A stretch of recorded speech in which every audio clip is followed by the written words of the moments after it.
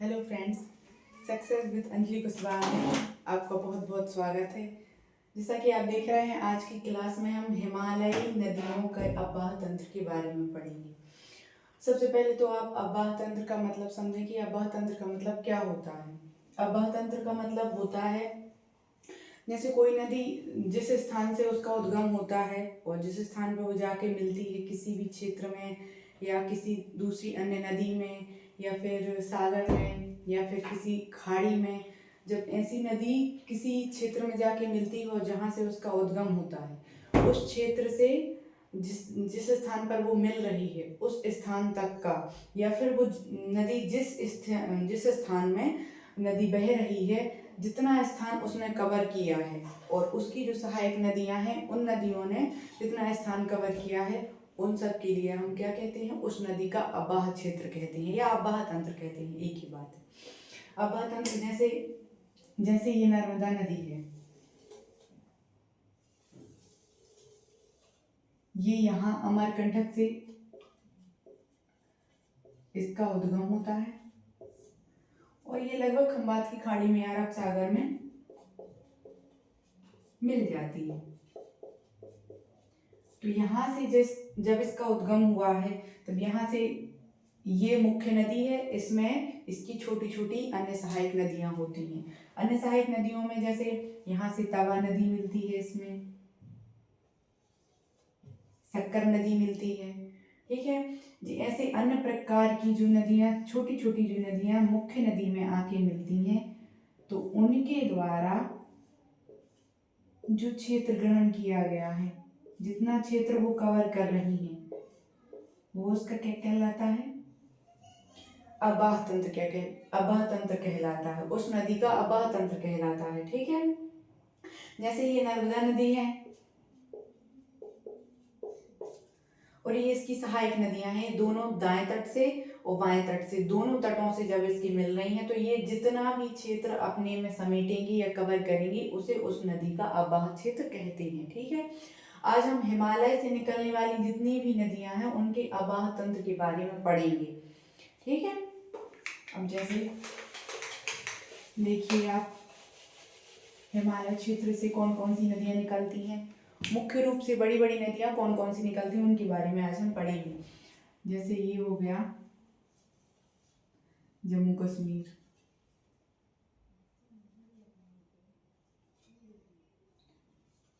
हिमालय क्षेत्र के बारे में पढ़ेंगे और हिमालय क्षेत्र से निकलने वाली संपूर्ण नदियों के बारे में जानकारी, उनके अववाह तंत्र के बारे में पढ़ेंगे।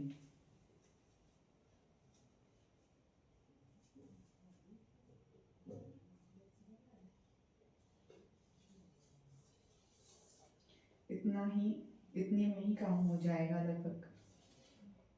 हिमालय तंत्र के बारे में पढ़ना है अपन को, ठीक है।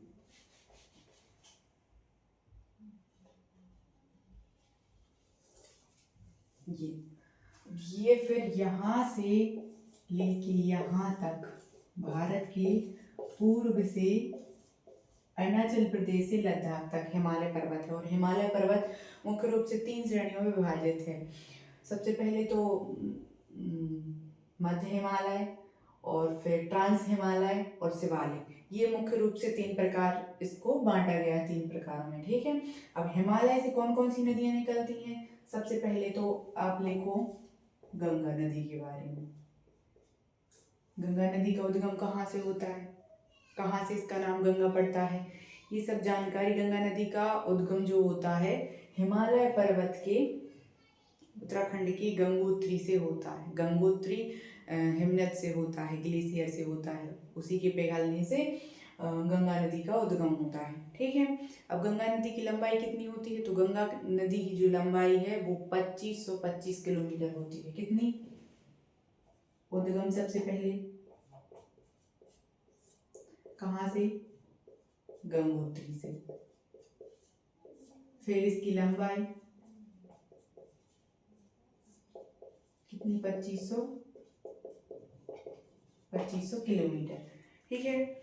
फिर मुख्य रूप से गंगा नदी की जो सहायक नदियां हैं वो मुख्य रूप से कौन कौन सी नदियां हैं, सबसे पहले तो यहाँ से देखो गंगा नदी निकलती है यहाँ से ऐसे, तो यहाँ से ये उत्तराखंड से होते हुए उत्तर प्रदेश में प्रवेश करती है। उत्तर प्रदेश के बाद बिहार, बिहार के बाद यहाँ बांग्लादेश में प्रवेश करके ये बंगाल की खाड़ी में गिरती है। ठीक है, तो सबसे पहले तो सबसे बड़ी जो गंगा की जो सबसे बड़ी नदी है वो दाहिनी तरफ से उसमें प्रयागराज में आके उसमें मिलती है, जिसे हम त्रिवेणी संगम के नाम से जानते हैं। और ये है मुख्य रूप से यमुना नदी। कौन सी? यमुना। और ये है गंगा। ठीक है, इसकी सबसे बड़ी सहायक नदी कौन सी हो गई? यमुना नदी हो गई। ठीक है, फिर यमुना के बाद जैसे इसके बाईं ओर से जो है रामगंगा, गोमती और घाघरा, कोसी आदि नदियां भी निकलती हैं इसकी बाईं ओर से। ये दाईं ओर से यमुना सबसे बड़ी सहायक नदी है, और इसकी बाईं ओर से जो गंगा के बाईं ओर से मिलती हैं वो है कोसी नदी है। सबसे पहले तो कोसी नदी है, फिर गोमती है, रामगंगा है, और फिर प्रायद्वीपीय पठार से भी कुछ नदियां जाती हैं, जैसे सोन नदी जाती है और केन नदी भी जाती है। ठीक है, ये सब गंगा की सहायक नदियां हो गई। ठीक है, फिर गंगा बांग्लादेश में जैसे ही प्रवेश करती है तो यहाँ पे ब्रह्मपुत्र नदी से आके भी मिलती है। तो इन दोनों को यहाँ पे इनका इनका जो नाम है वो मेघना पड़ जाता है। ठीक है, और यहाँ पे ही आके एक डेल्टा का मतलब बहुत बड़ी डेल्टा का निर्माण करती हैं, जिस डेल्टा का नाम सुंदरबन डेल्टा है। ठीक है, अब जब गंगा नदी यहाँ से निकलती है तो यहाँ एक स्थान है मुख्य रूप से, कौन सा? देवप्रयाग। कौन सा स्थान है? देवप्रयाग। और यहीं पे देवप्रयाग में अलकनंदा और प्लस भागीरथी, इन दोनों नदियों का मिलन होता है या संगम होता है, एक ही बात है। ठीक है, अलकनंदा और भागीरथी नदी, दोनों नदियों का जब संगम होता है तो ये दोनों नदियां फिर आपस में जब एक हो जाती हैं तो यहाँ से इनका नाम क्या पड़ जाता है? गंगा। गंगा का ऐसे उद्गम नहीं होता कि डायरेक्ट उद्गम हो गया, पहले अलकनंदा और भागीरथी ये दो नदियां आपस में अलग अलग हैं। ठीक है, फिर देवप्रयाग एक स्थान है उत्तराखंड में, जिस स्थान पर इन दोनों नदियों का संगम होता है, और यहाँ से ये दोनों नदियां मिलकर जो है गंगा का निर्माण करती हैं। यहाँ से इन दोनों नदियों का नाम एक मतलब गंगा पड़ जाता है। ठीक है, अब गंगा नदी के बारे में ये इसका जो मिलन है वो कहाँ जाके गिरती है? बंगाल की खाड़ी में। बंगाल की खाड़ी। अब फिर कौन से डेल्टा का निर्माण करती हैं? डेल्टा का नाम क्या है? सुंदरबन।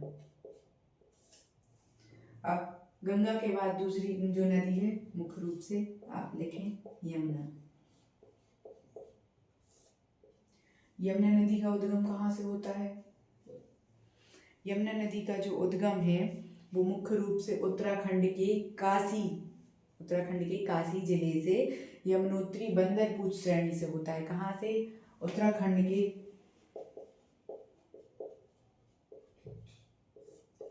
काशी जिले से। कहाँ से? बंदरपूछ। ये एक श्रेणी का नाम है, ग्लेशियर का नाम है। ठीक है, बंदरपूछ श्रेणी से होता है। ठीक है, और इसका ये किसकी सहायक? गंगा की सहायक नदी है, लेकिन एक ये भी अपना विशेष महत्व रखती है, हिमालय से निकलती है और सदाबहानी नदी है। ठीक है, तो जो इसकी लंबाई है वो मुख्य रूप से 1376 किलोमीटर है। ठीक है, लंबाई कितनी है? 1376 किलोमीटर। किसकी? यमुना नदी की। ठीक है, फिर यमुना की कुछ सहायक नदियां हैं, जैसे कि चंबल, सिंध, बेतवा आदि जो नदियां हैं, कैंटोस, ये जाके यमुना नदी में मिलती हैं। ठीक है, जैसे इसकी सहायक नदियों के बारे में लिखी सहायक नदियां, तो सबसे पहले तो हो गई कैन, टॉम्स, बेतवा, चंबल। ठीक है, ये सारी नदियाँ जो है प्रायद्वीपीय पठार से निकलती हैं, ठीक है। लेकिन ये जाके यमुना में मिल जाती हैं और फिर यमुना जाके गंगा में मिल जाती है, तो फिर वो गंगा नदी का ही अब्बा तंत्र के अंतर्गत आता है, ठीक है। फिर यमुना नदी के बाद गंगा नदी का हो गया, यमुना नदी का हो गया, मुख्य रूप से दो नदियां हमने ले ली हैं। अब तीसरी नदी के बारे में बात करते हैं। वो तीसरी नदी कौन सी है? कौन सी है वो? सिंधु नदी। सिंधु नदी कहाँ से निकलती है? सिंधु नदी मुख्य रूप से भारत में हिमालय पर्वत से ही निकलती है, लेकिन ये भारत में इसका क्षेत्र कम ही है। मुख्य रूप से ये फिर भारत से निकल के ऐसी लेह लद्दाख से होती हुई काराकोरम श्रेणी के बीच से होती हुई पाकिस्तान में प्रवेश कर जाती है और पाकिस्तान के कराची में जाके ये भी अरब सागर में गिर जाती है, ठीक है। तो जो सिंध नदी है, सिंधु नदी का जो उद्गम है वो उद्गम क्षेत्र है तिब्बत के मानसरोवर झील से। मानसरोवर झील से इसका उद्गम है, ठीक है। फिर इसकी लंबाई के बारे में बात यदि हम करते हैं तो इसकी लंबाई कितनी है? 1114 किलोमीटर। किसकी? सिंध नदी की 1114 किलोमीटर इसकी लंबाई है, ठीक है। ये मुख्य रूप से कहाँ कहाँ बहती है? कौन सी नदी? सिंध नदी। यदि सिंध नदी की बात करें तो इसकी जो सहायक नदियाँ हैं मुख्य रूप से 5 सहायक नदियाँ हैं, और यही 5 सहायक नदियों के कारण ये इसमें आके मिलती हैं और इससे जो क्षेत्र का निर्माण होता है या 5 नदियों के जो बीच का क्षेत्र होता है उसे पंजाब कहते हैं। जैसे 2 नदियों का जो बीच का क्षेत्र होता है उसे हम दोआब कहते हैं, ऐसे ही जो 3 नदियों के बीच का क्षेत्र होता है उसे उसके अनुसार नाम देते हैं, ऐसे 4 के भी अनुसार। लेकिन यहाँ पे जो पंजाब है ये वाला हिस्सा, तो यहाँ से सिंध नदी का तिब्बत के मानसरोवर झील से निकलती है, फिर ऐसी काराकोरम लद्दाख श्रेणी से होती हुई पाकिस्तान में प्रवेश यहाँ कराची के अराउंड अरब सागर में गिर जाती है, ठीक है। तो ये सिंध नदी है। सिंध नदी का उद्गम क्या हो गया? तिब्बत की मानसरोवर झील से। फिर इसकी लंबाई 1114 किलोमीटर, ठीक है। फिर इसकी सहायक नदियां, मुख्य रूप से सहायक नदियां लिखो।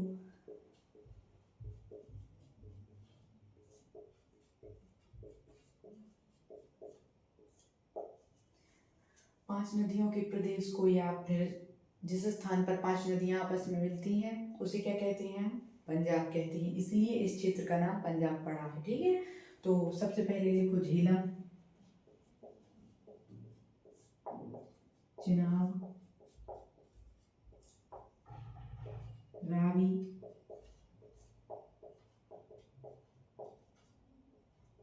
सतलज, ब्यास, ठीक है।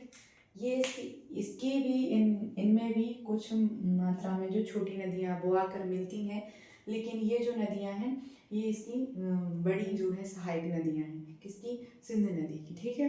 अब सिंध नदी का जो संगम है या मिलन है ये कहाँ जाके मिलती है या कहाँ गिरती है? तो ये कराची के पास अरब सागर में जाके गिरती है, ठीक है। अब तीसरी नदी जो है, चौथी नदी, सॉरी, सबसे पहले हिमालय पर्वत की जो है पहली नदी गंगा हो गई, दूसरे नंबर पे यमुना हो गई, तीसरे नंबर पे सिंधु हो गई और चौथी नंबर पे ब्रह्मपुत्र नदी। यहाँ जगह खाली नहीं है इसलिए इसको साफ कर देते हैं।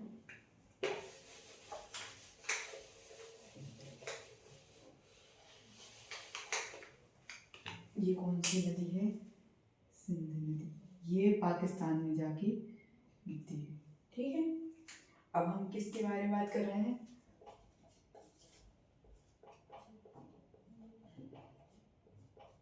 ब्रह्मपुत्र नदी के बारे में, ठीक है। अब आप समझिए ब्रह्मपुत्र नदी का उद्गम कहाँ से होता है? ब्रह्मपुत्र नदी जो है इसका उद्गम हिमालय पर्वत से ही होता है, ठीक है। और हिमालय पर्वत के चेमायुंगडुंग कहाँ से, इसका उद्गम कहाँ से होता है?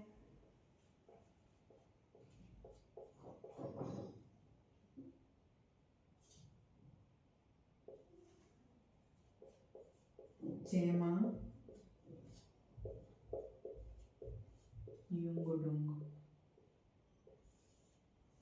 बड़ा अजीब नाम है, लेकिन ये तो ब्रह्मपुत्र नदी जो है इसका उद्गम चेमा युंगडुंग नाम एक ग्लेशियर से होती है, ठीक है। तो जो ब्रह्मपुत्र नदी है ये भी हिमालय पर्वत से ही निकलती है और लगभग यहाँ से निकलती है, तिब्बत क्षेत्र से निकलती है, ठीक है।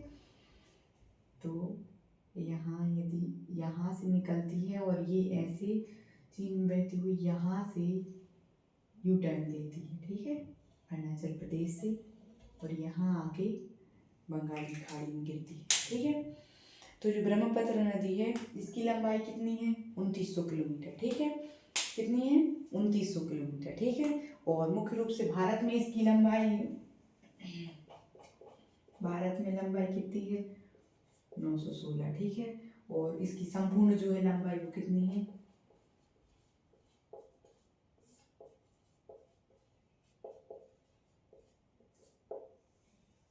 इसकी संपूर्ण लंबाई कितनी है? 2900 किलोमीटर। ये जो यहाँ से निकलती है तो चीन में बहती है, फिर चीन से यहाँ अरुणाचल प्रदेश में यू टर्न लेके भारत में प्रवेश करती है, फिर बांग्लादेश में प्रवेश करती है, और बांग्लादेश में इसका नाम मेघना पड़ जाता है। जमुना और मेघना ये दोनों फिर जब आपस में मिलती हैं तो ये मिलके गंगा और ब्रह्मपुत्र ये दोनों नदियाँ आपस में मिलके और एक बड़ी डेल्टा का निर्माण करती हैं, जिसे हम सुंदरबन डेल्टा के नाम से जानते हैं। इसकी संपूर्ण लंबाई 2900 किलोमीटर है, ठीक है। तो ये हो गई हमारी हिमालय पर्वत की जो है नदियों का बहाव तंत्र हो गया। और सिंध नदी के बारे में एक चीज और है कि ये इसको पाकिस्तान की जीवन रेखा भी कहते हैं, पाक की जीवन रेखा, ठीक है। इसी के द्वारा पाकिस्तान की जो अर्थव्यवस्था और कृषि और वहाँ की जनसंख्या जो कुछ भी वहाँ पे है सब इसी पे निर्धारित है या फिर इसी पे निर्भर है, ठीक है। इसलिए इसको पाकिस्तान की जीवन रेखा भी कहा जाता है, किसको? सिंध नदी को, ठीक है। तो फिर ब्रह्मपुत्र नदी, इसका जो ब्रह्मपुत्र नदी है इसका संगम क्या है? ये कहाँ जाके गिरती है ब्रह्मपुत्र नदी?